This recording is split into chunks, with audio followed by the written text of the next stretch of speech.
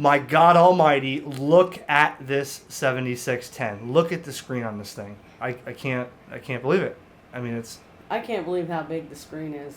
That's crazy. Look how nice. Nuts. Look at how nice no, it you is. Need to peel take this off. Get your hand off there. I'm gonna do this. Oh yeah, 7610 by ICOM. Oh my! I wanted to do that. Tough. HamRadioConcepts, the place to come for amateur radio videos. Ladies and gentlemen, boys and girls, this is the ICOM 7610. I am Eric, KJ4YZI with HamRadioConcepts. Look at this radio. It is going to be hard for me to try to choose anything else. In fact, my 7300 right over here is already pissed off at me because he's like, hey, I'm your baby. Well, man, I am in trouble. I'm going to be, if I have a way to scrounge up some money to buy this, it's coming because this is quite impressive. I saw this at Dayton Hamvention 2019. Was probably the first time I ever really stood in front of the thing and touched knobs. But when you have it on your desk at your house and you got to make room to fit this thing and you take it out of the box and you set it up, wow, it is impressive. The thing about this, the best thing, is because I already know my 7300 and my 9700, this is a cakewalk for me to learn. It is not by any means the same as a 7300, but it's got the same menu structure and all kinds of new features that aren't available on a 7300 and things that the ultimate DXer wants. I mean, everybody wants a powerful receiver. Everybody wants the best signal for the weakest signal. You know what? Yes, the bands are dead now. All my videos about the bands aren't dead and maybe you should get on the air. I have heard quite a bit of DX on here today. In fact, that's a DX station. I listened to Hotel Kilo 3 Charlie. I heard Fox Golf 8, Italy station, Italy Zulu 4, whatever it was. There's already been some DX, but bands are in poor shape. And when the bands are in poor shape, the difference between this and entry-level radio are no comparison. I mean, the amount of filtering and the power of these receivers really turns ham radio into more than a hobby. I mean, this is an adventure now with something like this. And you may be saying, wow, Eric, you're really pushing this thing like a sales pitch. No, it ain't no sales pitch. I am just in love with this radio. The first thing that stands out when I look at this, okay, yes, it's a little bit bigger. This is dual receiver. So let's take some of the ICOM 7300 and bump it up with expert level features on this thing. It is a dual receiver, which means you can listen to two independent RF direct sampling receivers. Direct sampling, that is taking your analog signal on HF, running it through analog to digital conversion and processing that on the FPGA, the field programmable gate array.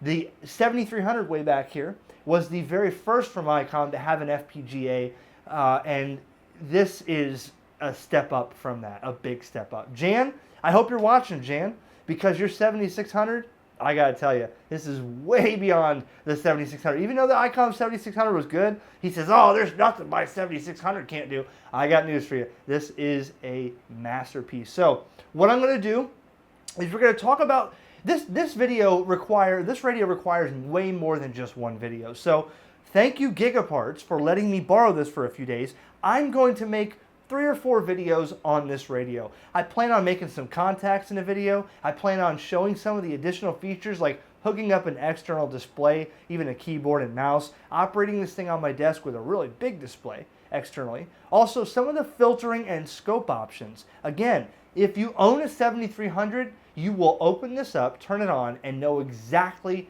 what you're doing. The menu features are kind of laid out the exact same way, okay? But with the dual receivers, dual independent receivers, I could turn both of them on, right? Turn both waterfalls on, okay? There's CW on 40 meters, and I could tune around like this, okay? Find a CW, but I could also go up here to phone, turn this one down, and find a, okay?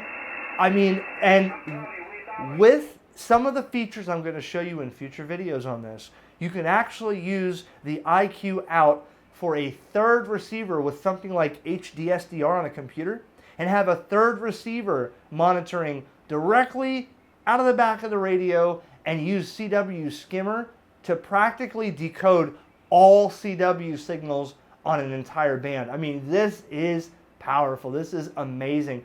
I still haven't conquered my 7300. There's still a lot of things I haven't done, but this 7610, wow. So let's get into it. First, I'm going to show you around the radio. We'll go to the back because the back's got a lot more connections and features than a 7300 would. We'll show you around the radio, and then I'm not going to do an unboxing. We're beyond that. So it comes with a mic, it comes with a power cord, it comes with fuses. But I'll show you the connections on the back. I'll show you the stuff on the front. Kind of navigate through the menu, and then in future videos, you got to subscribe.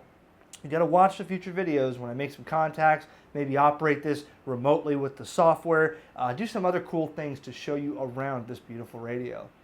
Let's look at the connections on the back for a second. Of course, you would assume a power jack and a fan on the back to keep it cool, and the ICOM classic 4-pin Molex connector for tuner. But we have some other stuff on here that is new to me, maybe new to you. So we'll start here.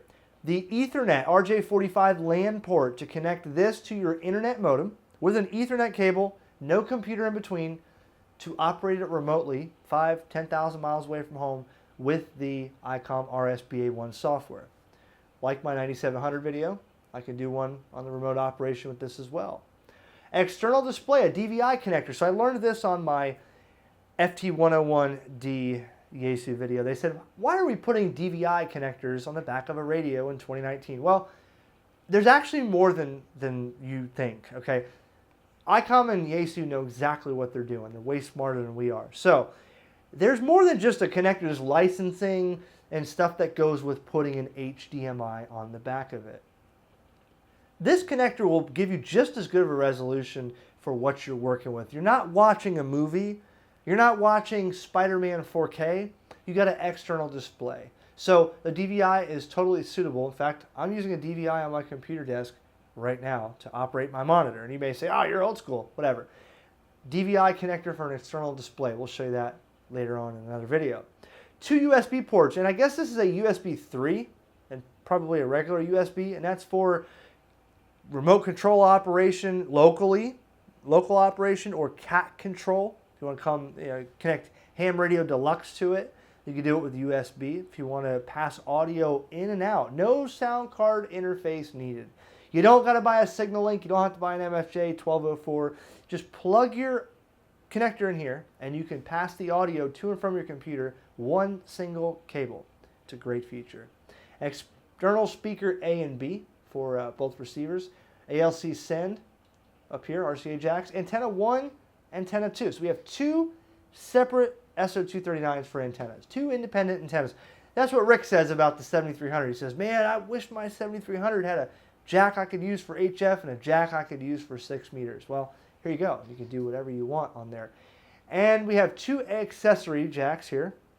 We have a 1/4-inch key on the back, external keypad for the buttons externally, change bands, change options, external keypad accessory available from ICOM, external meter, and remote CIV operation. So on the back we have a couple BNC connectors here. 2 on the top here, a receive antenna in and out, which actually can be used, depending on your firmware version, for a third receiver, like to your computer. IQ out for HDSDR software on your computer. SDR, have a third software right on your computer, and then you could use that with a CW skimmer and a logging program to actually decode a ton of CW stations all at one time on one band. Or you could use it for a receive antenna. So then you could say, well, I have an antenna that's really good for receiving Omni, but I want to transmit on my beam. And you can set that up in the internal antenna parameters in the menu I'll show you and adjust that to use for a receive antenna and BNC because of lower loss. On the bottom here, we have a transverter. I'm really not sure how this would be used with a transverter, so I'll have to look it up in additional functions on the video. And reference in, a 10 megahertz reference in for what you need that for. Do I use a reference in? No, but it's got a 10 megahertz reference in on the back. So the connections on the back, a little bit more than what you get on a 7300. Great for the external display. That'll be up in a video. So Interesting stuff. And always make sure with a radio like this, go ahead and put your ground on there, straight to a ground rod. So I've turned the lights off just so you can appreciate for the second while I discuss this. Appreciate this really nice screen. So you may say, well, why shouldn't I just get two 7300s side by side and I'll have dual receivers with two scopes at half the price? Well, this isn't just dual receiver. I'm not the expert at this, but what I researched and found out about this 7610 is a new word, RMDR, which is reciprocal mixing dynamic range. And this information can be found online on their technical data sheets from ICOM. But from what I understand, this is using technology that the ICOM 7600 used, like Jan has, but with more increased sensitivity. And with the RMDR, what's happening, the name of the game here is receiver sensitivity, weak signals, okay? The D-Expedition, DXer's dream to find every single station he could find. So how does that work? The best I can generically explain it without being an expert, so at least you see what I'm talking about, is let's find a station here on the screen, okay? Okay, let's find.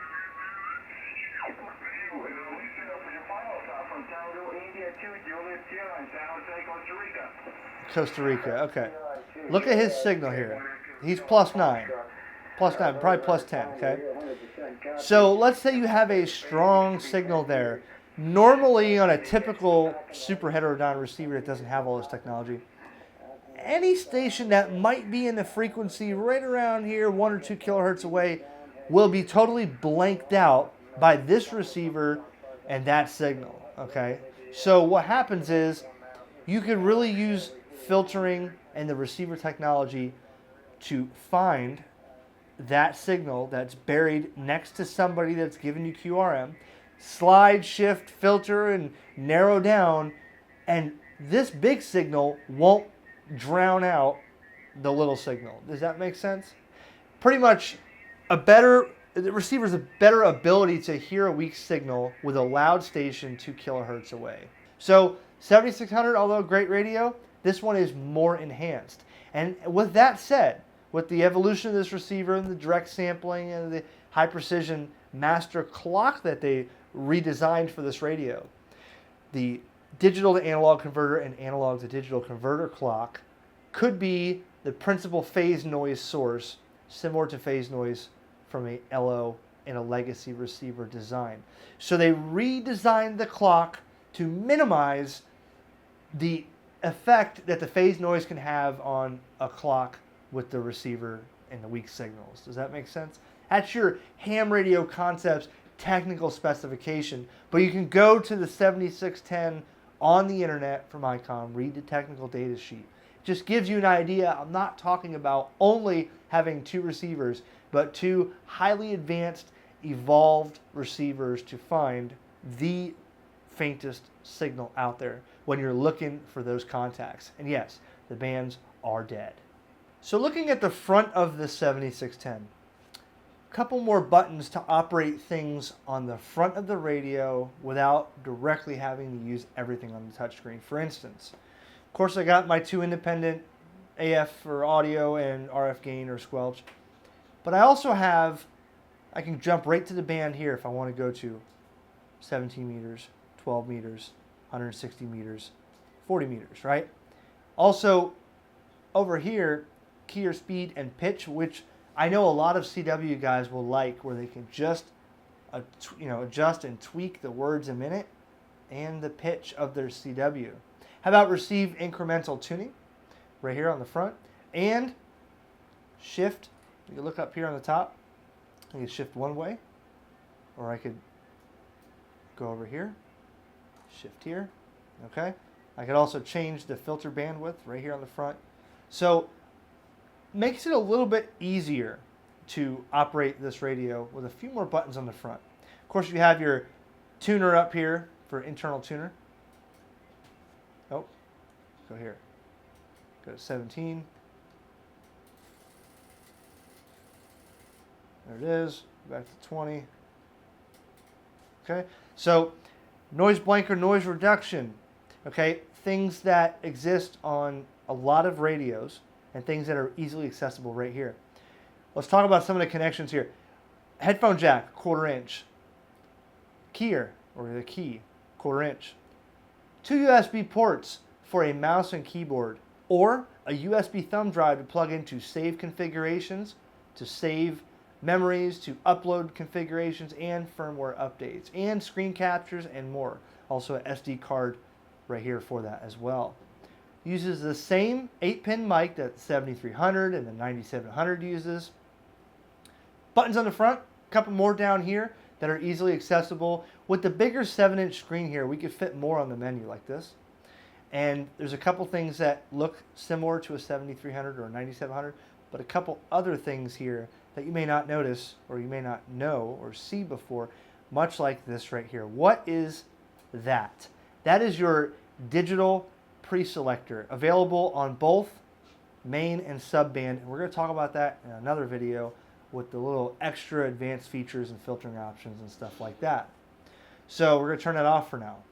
But that is also available in the multi-knob here once you turn it on to change your digital pre-selector right here. Notice the multi-knob has the same features, RF power, mic gain, notch, stuff like that you would have on the 7300 or 9700. I can make it useful by first turning on, let's go to the reference backup so you at least see something on the screen. 20 meters is dead now, so let's go ahead and turn on 40 meters, okay. So we're going to show you in another video in the future coming up about how to change this to make it look a little cleaner. So we have 40 meters and we have 6 meters on the right. They're both on. You can turn them on or off, just have one on or turn both of them on. And what you could do is make it with the scope small and these VU meters up here big. I love these meters. An analog style on a digital screen. That's just really cool. But let's say you want to have 2 scopes. You can go like this. There it is. So you have 2 scopes, your main and your sub. You can also change, go to one or the other like that. So you have a main sub, a main scope big, sub scope big, or have them dual like this. Okay. You can also go like this, and a lot of people don't use that. I'm not sure how much I use it on the 7300. I've used it a couple times to watch the voice peaks and the bandwidth of the signal, but some people like that. Some people like it with that and the scope like that. A lot of functionality on the screen. A lot of things happening. It's busy, right? Change your meter up here from power out to SWR to ALC, compression, voltage, current, okay? Or you can go like this. That's the sub band, main band, or turn the scope on, make it one big scope like this, or make it small, okay? You can adjust it how you want it. Some of the other things you might notice that are familiar with earlier ICOM radios like the 7300 or the 9700, I shouldn't say earlier, I think the 9700 came out after, but they use the same menu format. Go into menu, you have your scope, audio, voice, so if you want to have a voice transmit, you can record voice transmit in there so you don't have to keep yelling CQ, CQ, CQ. Okay. Also your meter, multifunction meter, you can see everything right here at one shot. Your S meter on the main, S meter on the sub, voltage, temperature, current drain when you're transmitting SWR, compression, ALC, power out, everything at one glance. Okay. Go over here to memory, set your memories up. I don't use memories much on HF. I might use memories on 10 and 6 meters for repeaters. That's probably all I use on memories for HF. Scan, I don't use scan on HF either. I turn the dial. Record, you can record onto the SD card just like you can on other radios. So if you have that really rare contact in Qatar or some island that only has a name 2 days out of the year, you can get that conversation recorded onto here. Okay. Antenna, I want you to check this out. So with the antenna 1, antenna 2 on the back, get out of there. The antenna 1, antenna 2 on the back, plus the receive antenna jack B and C on the back as well.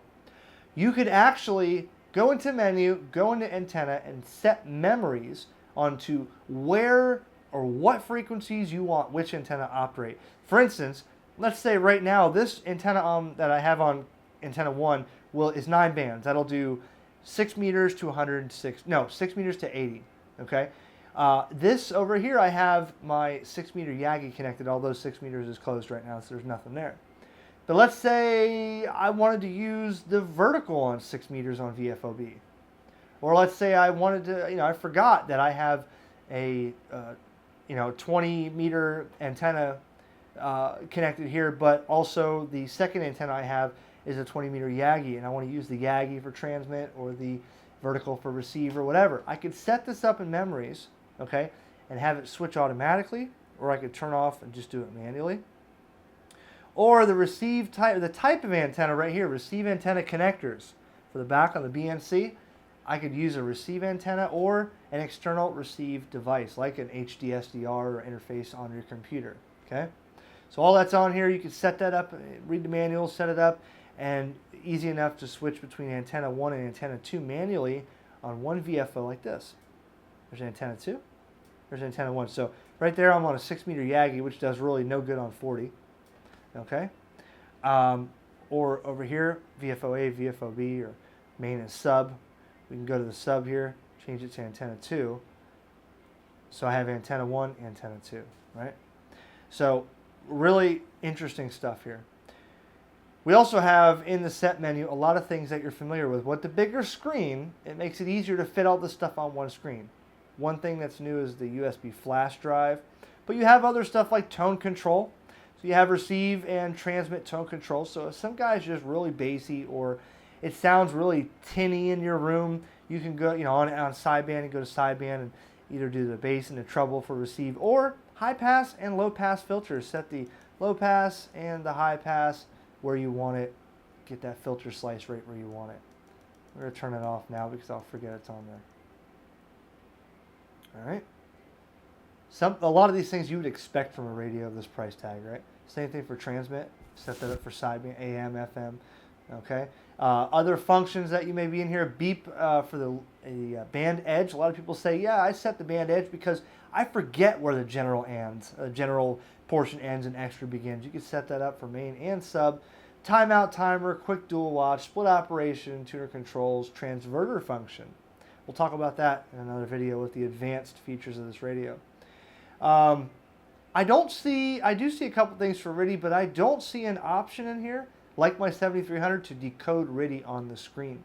I may have to dig into that and see if that exists. Maybe I'm missing that. Connectors, all the connectors on the back for outputting or inputting your audio or IF, your keyboard and mouse, external keypad, which I showed you the connector on the back to dial in frequencies and stuff if you want to use it that way, an external meter, all that stuff is in here in the options. Network, that's for your remote operation. So you can operate this with the RSBA1 remote control software on a computer 5,000 miles away from home. Turn the radio on, operate some DX, turn the radio off, and all you need is the software. This thing connects with that RJ45 port right to your modem. Away you go. Okay, pretty cool stuff. Display, if you want to change the external display resolution, power on displays and stuff like that. Okay, so a lot of this stuff you can read through the manual and see what it offers you. But in the meantime, you see what this thing really looks like in use, what it sounds like.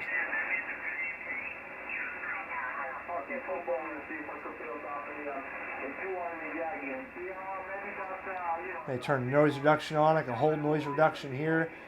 Pops up here. I can turn it up even more. Look, I already knocked out some of the noise right there. Listen, right?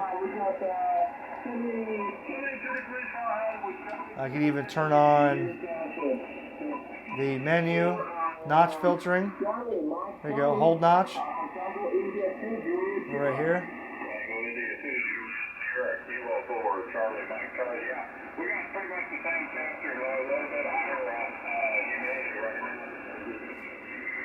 Okay, but let's go back here. Just want to see what this, turn that down. Just want to see what this digital pre-selector will do in a real quick fashion.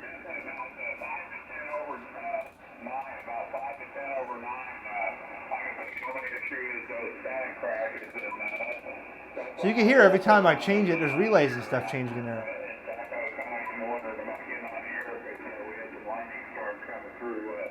So, interesting stuff. A lot of stuff to play with. Filter settings up here. Make it wide, 3 kilohertz wide. Over here you have some other buttons that are on the screen that didn't exist on a previous radio because of the size of the screen. Preamp right here. You turn the preamp on or off. We're going to go ahead and turn it off. Okay, preamp on. 1, 2, we're off. Attenuator, 6 dB, 12 dB, 18 dB, or off. Right? AGC, slow, mid, fast. Vox, compression. Yes, I have the compression on now. So, menu 1, menu 2 for the speed of the waterfall.